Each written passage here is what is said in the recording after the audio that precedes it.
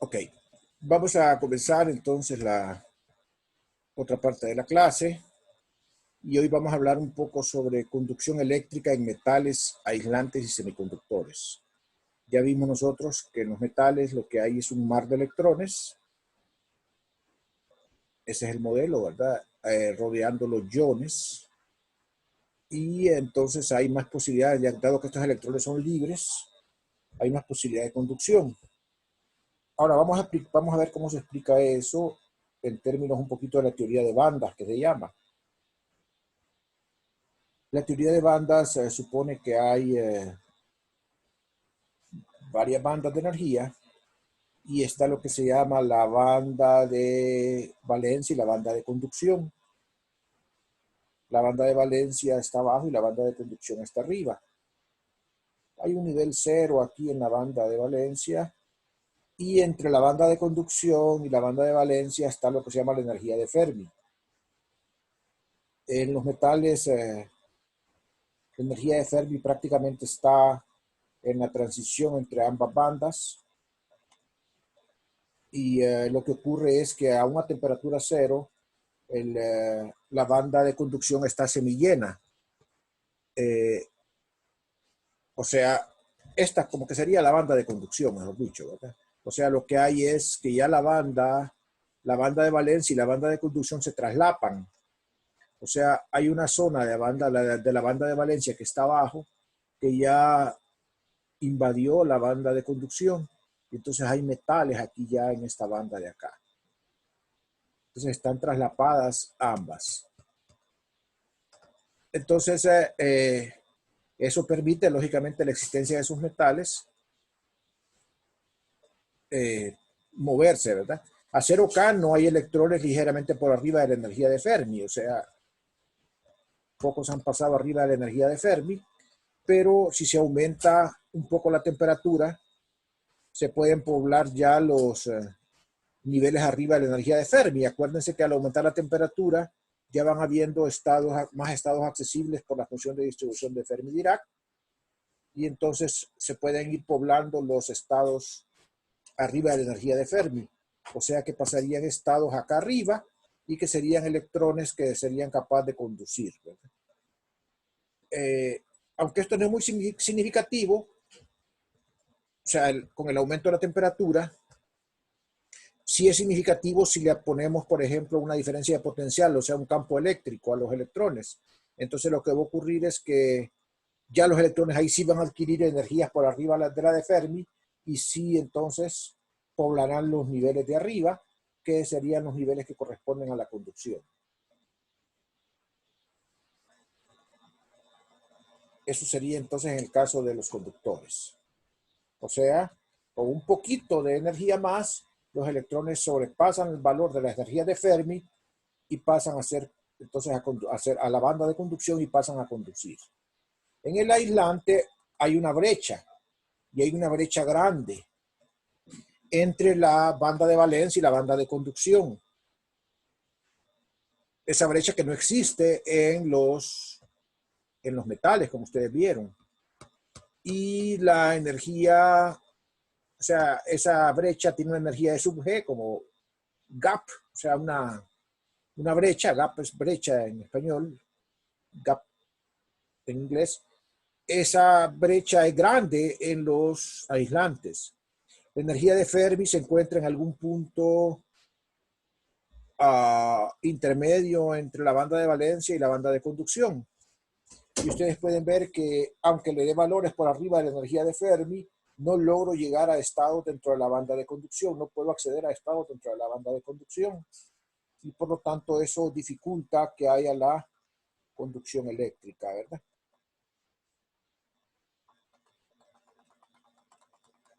Eh, Vaya, veamos aquí un ejemplo.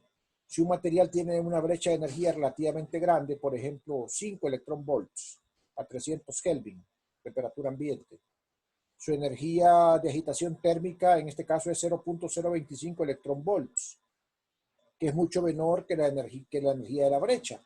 Entonces, a estas temperaturas, que la distribución de Fermi-Dirac pronosticará que habrán muy pocos electrones excitados térmicamente dentro de la banda de conducción, porque muy pocos logran alcanzar la banda de conducción por la brecha, ¿verdad?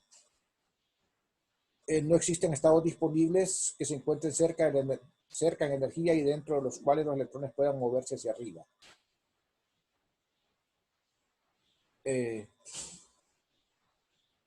Por eso es que los electrones no se mueven en un material aislante, ¿verdad? Aunque hay muchos estados vacantes en la banda de conducción, los electrones no pueden accesar a esos estados. ¿Por qué? Porque la probabilidad de que sean ocupados, o sea, la función de Fermi-Dirac predice de que vencer el gap es muy alto, o sea, aunque le den energías por arriba de la energía de Fermi, entonces eso es difícil de que se pueblen, de poblar esos electrones. De que esos electrones pueblen los estados vacantes que hay en la banda de conducción.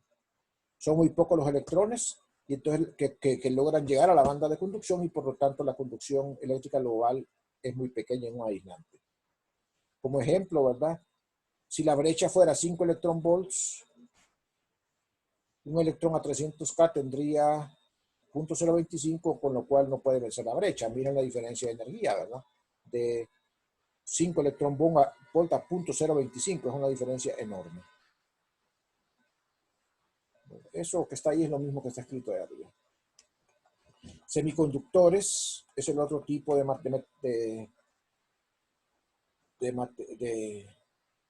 materiales. En el caso de los semiconductores, nosotros lo que tenemos es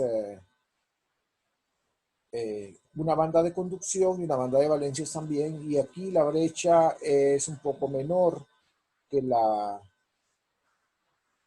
que existe en el caso de los dieléctricos, de los aislantes, y algunos electrones pueden pasar a la banda de conducción. Aquí tenemos los valores de la brecha de energía para el caso de los semiconductores. Son un poco más bajas que la de los aislantes, ¿verdad? Como pueden ver, están a 300 grados. Y hay un hecho importante que, bueno, además de que acceden algunos electrones a la banda de conducción, los electrones, los semiconductores pueden conducir en dos sentidos. Observen esto interesante que está acá. Cuando un electrón pasa de la banda de valencia a la banda de conducción, deja un hueco acá, y ese hueco es una carga positiva, porque cargas positivas son ausencias de cargas negativas. Entonces, si aplica un campo eléctrico hacia la derecha, entonces las carguitas de Benjamín, que son las cargas positivas, que serían los huecos, se tendrían a mover a la derecha y los electrones se tendrían que mover a la izquierda. Eso da una corriente neta hacia la derecha, ¿verdad? Porque electrones moviéndose a la izquierda es equivalente a protones moviéndose hacia la derecha. Aquí no son estrictamente protones, son huecos. O sea, son ausencia de carga eléctrica negativa, lo cual da lugar a carga positiva. Y entonces hay una conducción en los dos sentidos, ¿verdad? Carguitas de Benjamín moviéndose en sentido del campo o cargas negativas electrones moviéndose en sentido contrario al campo. Eso es interesante en los semiconductores. Bueno, eso es lo que quería mencionarles yo en cuanto a la teoría. Si no hay alguna pregunta, voy a pasar a ver algunos ejemplos del capítulo 43. Algunos problemas resueltos del capítulo 43.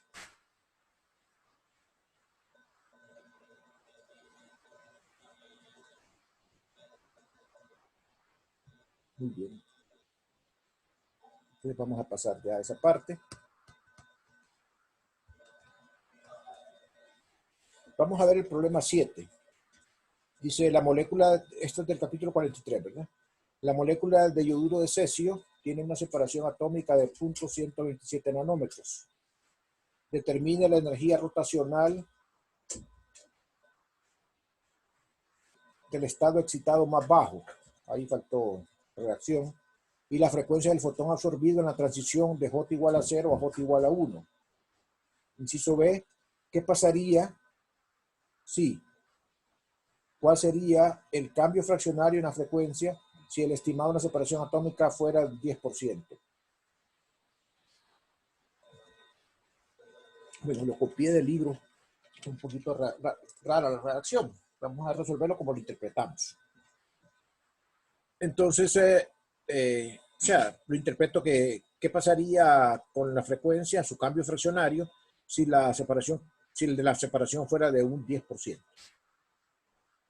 Bueno, el inciso A está claro.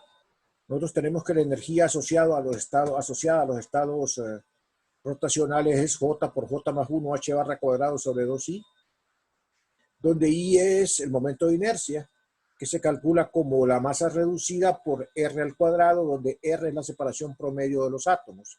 Y sí, en efecto, ¿se acuerdan que ahí me metí yo un rollo ahí que se me había olvidado exactamente cómo se escribía este término de masa reducida? Es producto entre suma. Producto de las dos masas entre la suma de las dos masas. Esa es la masa reducida. Queda aclarar ahí ese cabo suelto que dejé la vez pasada. Entonces, si calculamos la masa reducida, tenemos aquí los pesos atómicos del cesio y del yodo. Acuérdense que los pesos atómicos son en unidades atómicas, en UMAS, en UMAS.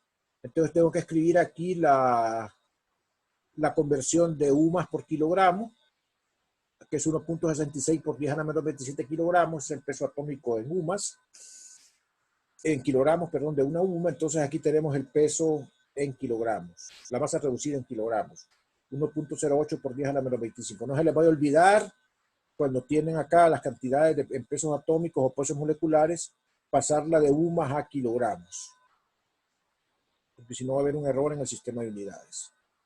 Entonces el momento de inercia sería μr cuadrado, solo multiplicamos la masa reducida que ya encontramos por el R, que sería este que está aquí elevado al cuadrado, y el resultado sería 1.74 por 10 a la menos 45 kilogramos por metro cuadrado. Ese sería el momento de inercia. Bueno, la energía cero es cero.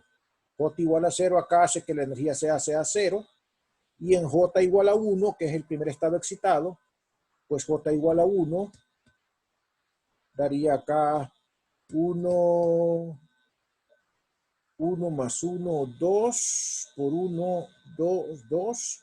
Y entonces lo que así es cancelaría el 2 y solamente quedaría h barra cuadrado sobre i. Y entonces lo que hicimos aquí es, podemos escribir la h barra o escriben la constante de Planck y dividen entre 2pi. Entonces sería entre 4pi cuadrado elevado al cuadrado. Y escriben el valor de i que ya calculamos. El resultado es 6.41 por 10 a la menos 24 joules, ¿verdad? Si lo pasan a electron volts, eso sería 40 microelectron volts. A ver, 40 microelectron volts, o sea, 4.5 por 10 a la menos 5 electron volts. Bueno, entonces la energía del fotón emitido en esa transición es HF. Y va a ser entonces igual a la diferencia de energía entre los dos niveles. O sea que si nosotros despejamos aquí la frecuencia, esa va a ser la diferencia de energía entre la constante de Planck. O sea, va a ser 6.41 por 10 a la menos 24 joules entre la constante de Planck, que es 6.626 por 10 a la menos 34 joules por segundo. Entonces eso daría 0.97 Hz. La frecuencia del fotón. Ok, entonces, ok, las frecuencias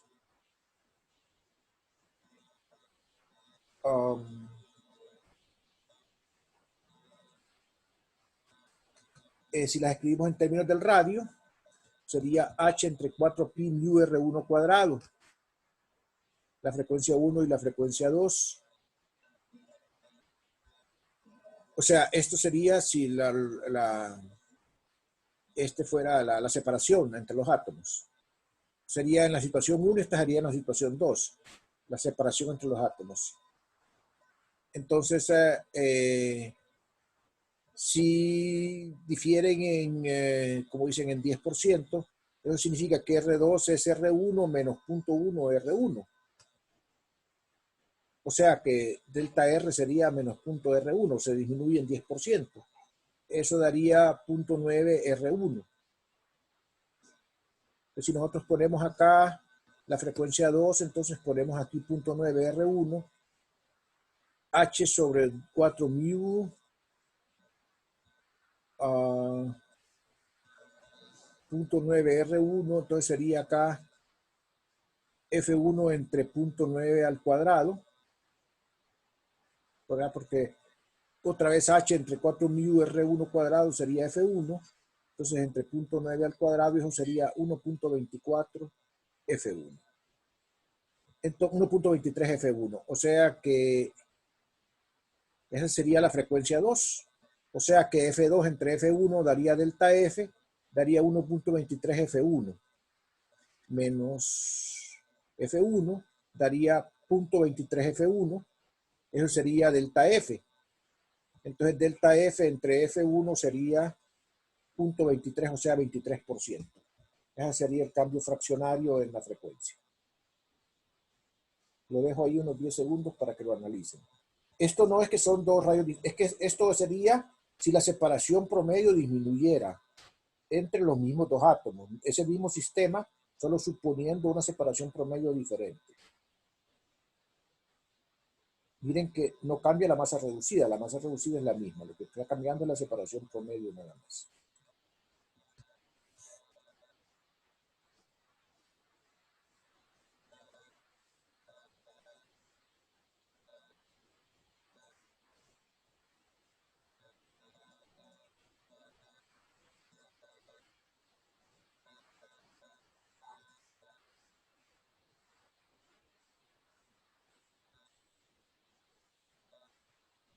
Bueno, si no hay preguntas, vamos a pasar al siguiente problema.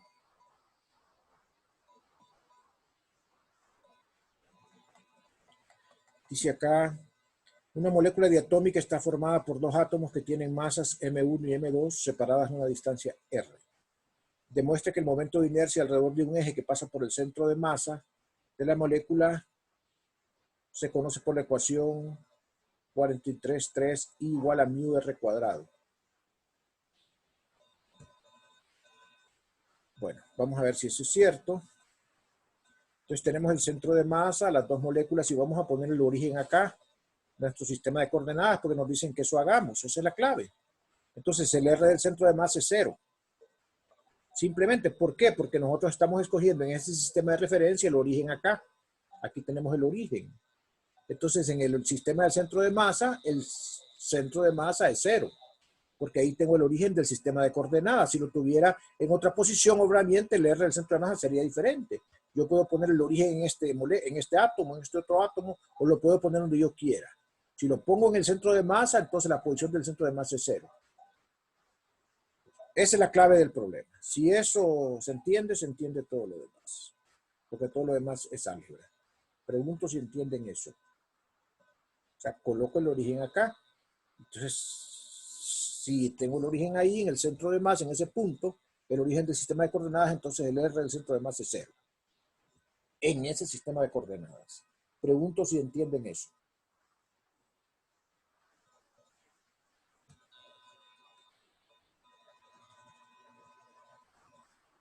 Si entienden eso, el problema está resuelto.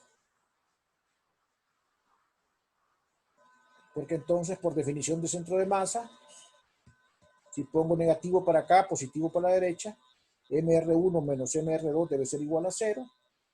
Y aquí yo puedo despejar R1. Si tomo la misma y despejo R2, me queda esta ecuación que está acá. Las dos ecuaciones me van a servir ahorita. Ok, entonces ya tengo esas dos ecuaciones. Ahora vengo yo y voy a utilizar dos más. Una que es la definición de momento de inercia, que dice que para masas puntuales pues va a ser M1 R1 cuadrado más M2 R2 cuadrado.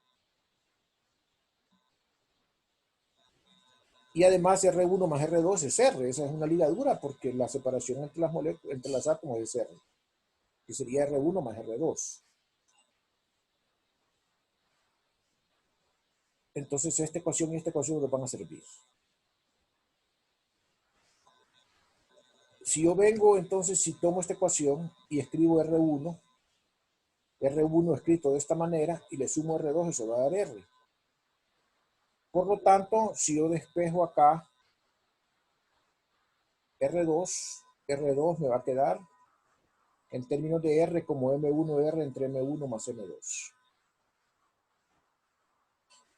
Si ahora por otro lado yo escribo la misma ecuación esta, pero ahora sustituyendo R2 en términos de R1 y despejo R1,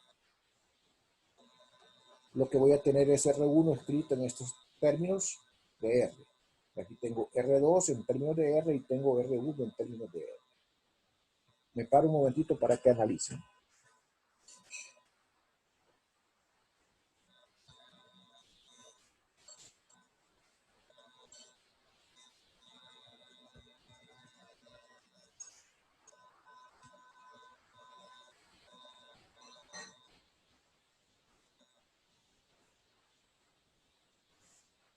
Y ahora voy entonces ahí, M1, R1 cuadrado, más M2, R2 al cuadrado.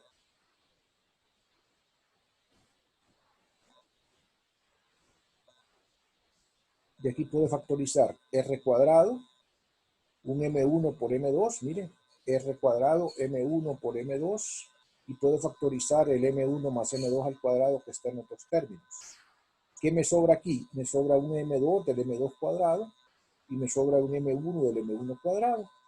Luego solo cancelo este M2 más M1 con uno de los de abajo y me queda R cuadrado M1 más M2 entre M1 más M1 por M2 entre M1 más M2. Y entonces si yo le llamo mu a esta cantidad que ya sabíamos nosotros que es la masa reducida, encontramos que el momento de inercia es entonces la masa reducida por R al cuadrado. Y paro aquí unos segundos para su reflexión.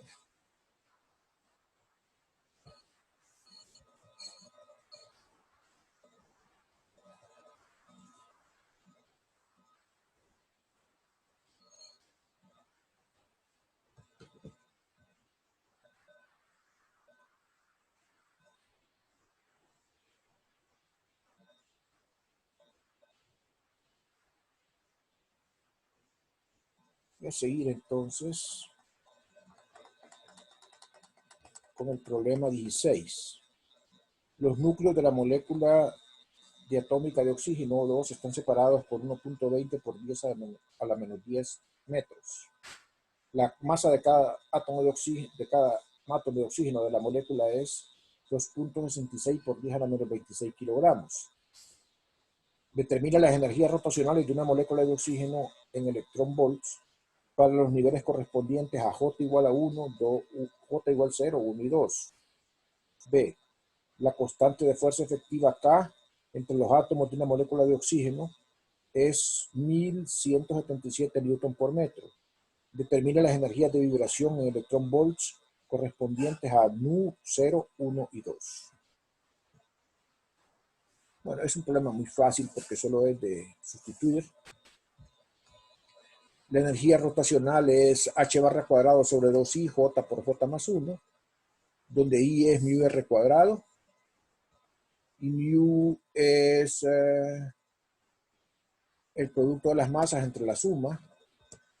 Entonces esto daría 8u, porque aquí sería 2 por 16 y aquí sería 16 al cuadrado, entonces sería 16 entre 2, 8u por 1.66 por 10 a la menos 27 kilogramos por u, 1.33 por 10 a la menos 26 kilogramos. Esa sería la masa reducida. Y entonces el momento de inercia sería la masa reducida que encontramos por la separación, que es 1.20 por 10 a la menos 10 al cuadrado. Multiplicamos. Y el resultado va a ser 1.91 por 10 a la menos 46 kilogramos por metro cuadrado. Ese es el numerito que ocupamos para escribir acá las energías rotacionales. Aquí se me olvidó poner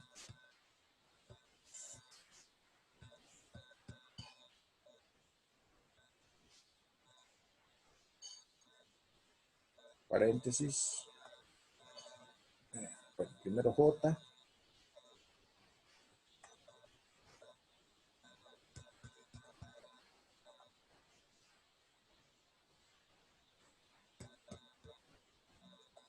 primero J acá,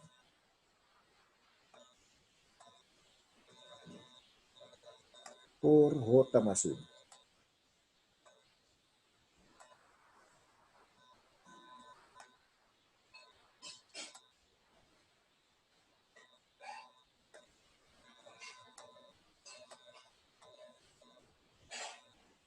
¿Ok? Y entonces este factor, todo este factor acá numérico da 2.91 por 10 a la menos 23 joules.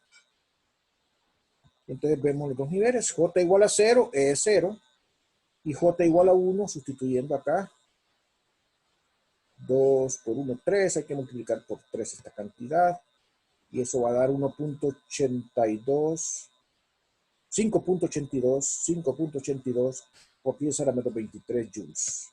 Está realmente un poco raro ese 5, es un 5.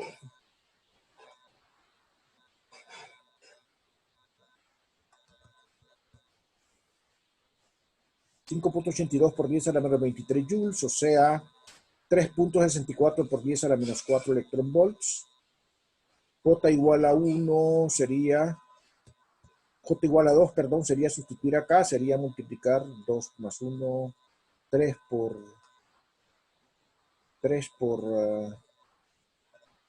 2, 6, yo creo que aquí. Déjenme chequear.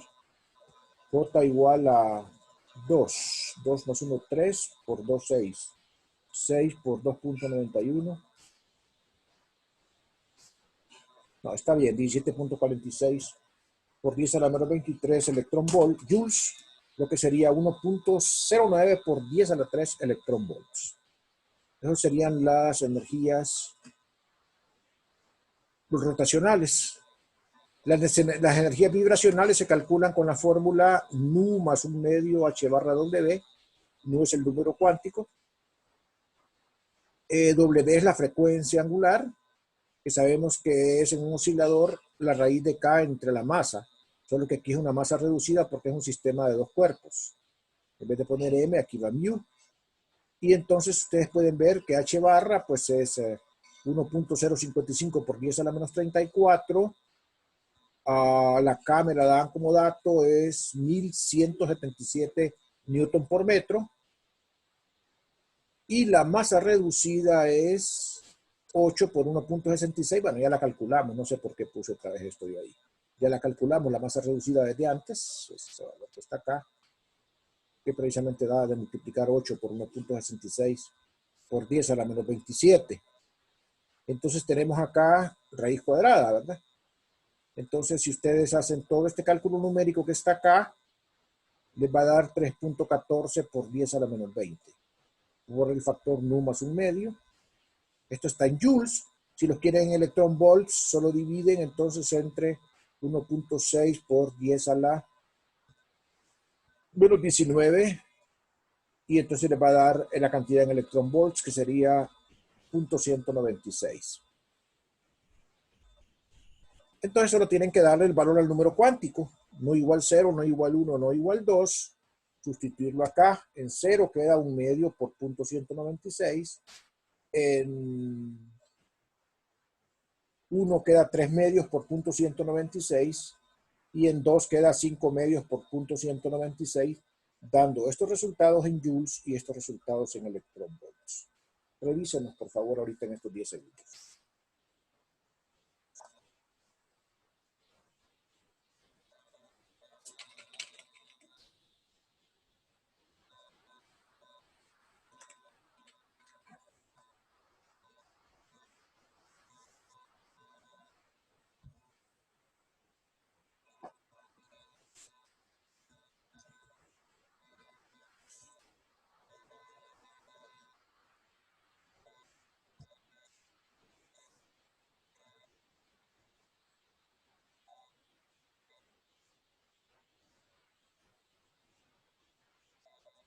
Bien.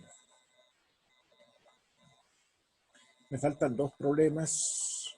El sistema me pidió ya corte, entonces para que no nos deje a medio palo, propongo que nos salgamos y nos conectemos de inmediato para terminar. Entonces voy a retirar ahorita y ustedes si están listos, dinos a la vez para que los admita.